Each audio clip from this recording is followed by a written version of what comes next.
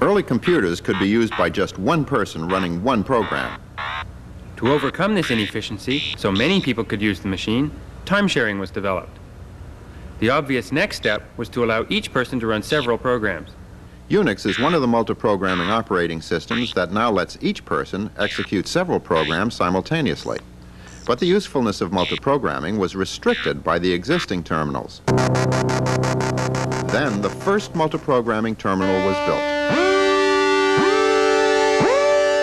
The Blit fully exploits the new style of operating system. The Blit has a 68,000 microprocessor, a quarter megabyte of memory, and a standard RS-232 terminal connection, all on one small board. 100 kilobytes of the memory is visible on an 800 by 1024 dot screen. The Blit also has a keyboard and a digitizing mouse. I point to things on the screen with the mouse. I can also use the mouse to sweep out working areas instead of typing in coordinates. The mouse fits comfortably in the hand with its 3 buttons under the fingers. A small arrow on the screen shows where the mouse is pointing. Buttons are often used to select actions from a menu. Moving the mouse with the button depressed changes the selection. Lifting the button completes the selection, such as deleting a working area. But sometimes an extra button hit is needed to confirm the action. What are these working areas? They are called windows or layers. All share the same screen and act like regular independent terminals. I can make a new layer at any time and use it to run Unix commands. For example, I can type who to see who's using the computer.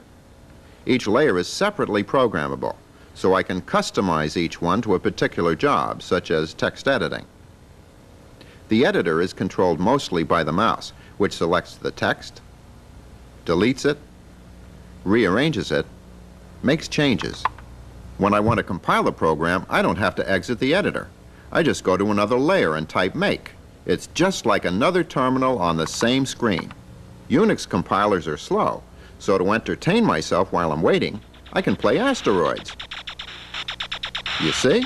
Compiler errors print out even while Asteroids is running. Is graphics good for anything other than playing games? Of course. Graphics is useful for many things, such as integrated circuit design. I can browse across the surface of a chip and instantly see design errors. Now you can see the unique advantage of this terminal. The debugger is running independently, debugging the circuit plotting program, and it stopped the program as it drew the error. Usually a debugger is a clumsy tool because it involves 2 separate processes, the debugger and the broken program. But a debugger fits smoothly into the Blit environment. I've always been able to think about several things at once, but the terminal stood in the way. Through the combination of graphics and Unix, the Blit has given me access to the power of multiprogramming. It is the only terminal that lets people multiprogram.